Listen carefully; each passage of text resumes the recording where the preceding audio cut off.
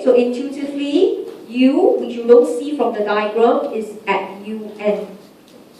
So always remember, your ADAS must show labor market, goods market, and money market. So you have money market, goods market, but you also have labor market. Right? So that tells you interest rate initially I1, price was P1 equals PE1. It means to say labor supply equals labor demand. So that was initial equilibrium. So our model itself is no longer draw the lines and see how it goes. In your mind, three things must occur: goods, money, and labor market. Right? So we saw if you have a monetary expansion, right? Interest rate drop, investment goes up, output increase. This is given by AD shifting right. So let's call this step 2. So let's put in the numbering here. Okay, so this is the standard goods and money market adjustment. The fall in interest rate, a rise in investment. That's where we saw output increase. So you have a new point on ISLM, means you must have a new point on the AD. But in this case, it is the AD curve shifting. So with the final adjustment, we reach A1 prime. So we saw our output is Y1 prime. But not only that, okay, we no longer just discuss output, we must compare to the full employment, the maximum output. So intuitively, it tells us unemployment rate now is lower than the natural rate. Interest rate, this is quite easy. We merely read from the top diagram. It drops. Okay, so with the rise in demand exceeding your supply, price level went up to P1 prime and exceeding PE1.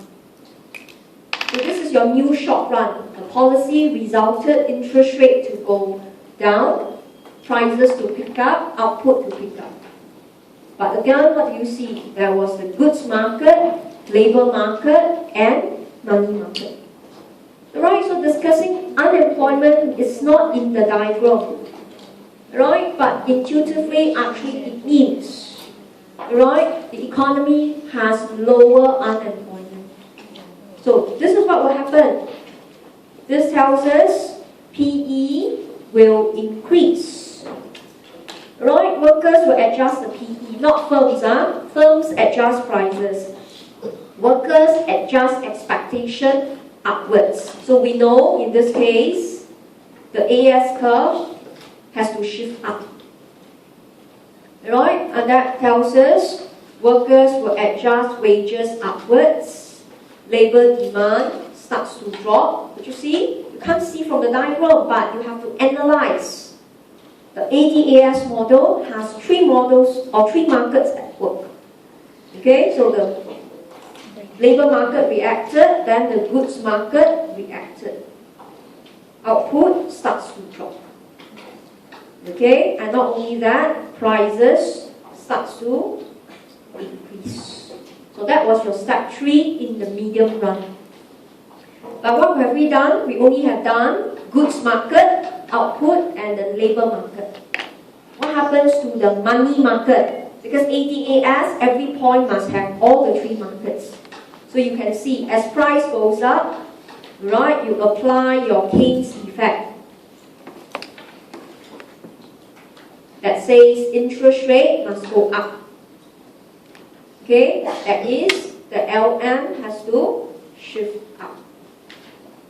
Right? Price goes up, we hold a lot of money in our hands. Financial institutions will raise interest rate to lure us. So graphically, LM must shift up. So let's call this step 4. So that's why look at your diagram. You start to shift your LM back. Right? So as you shift your LM back, interest rates, according to Keynes effect, starts to go up. Investment starts to go down. So you can see the entire analysis was your graphs of the AD and AS curve reflected in ISLM. You don't happily shift the AS to A2 and you say that's the end of the story. you have to go back to ISLM. Right, so this will shift up to point A1 again. So it's always the medium run adjustment that's a little bit mind-boggling. But if you are aware, there must be always three markets being discussed: labor, output, and money market, which is talking about interest rate. You will have to adjust both diagrams at the same time.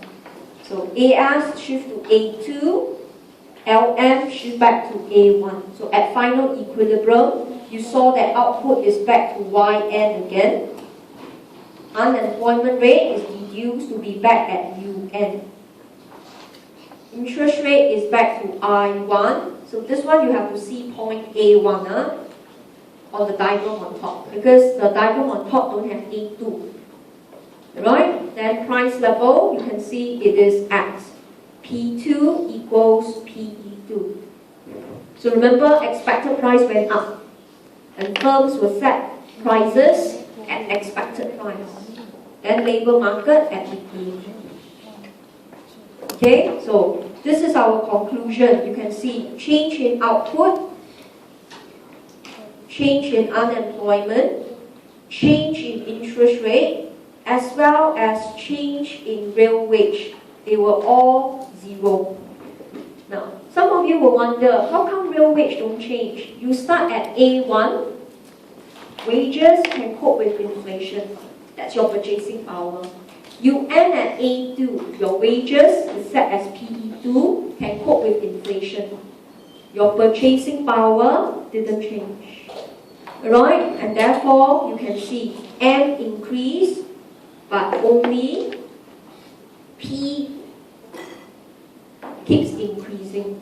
This is therefore known as a classical dichotomy that says money stock only affect price level. All your real variables, which is your interest rates, your output, your unemployment, your real wage, they were all unchanged. Right? So you can see, I put here 15 minutes. If you really go and write it out, it took more than 15 minutes. But in the exam, this is only 5 marks. Section A. So if you are very well versed in your topics, you should shelve this question at the last bottom, second or the last question. And maybe you don't even need to do if you have your basics questions on hand already.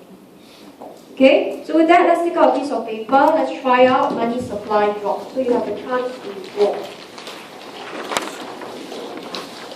So you can see the intensity. So you have to be a little bit meticulous. You need the full size of your A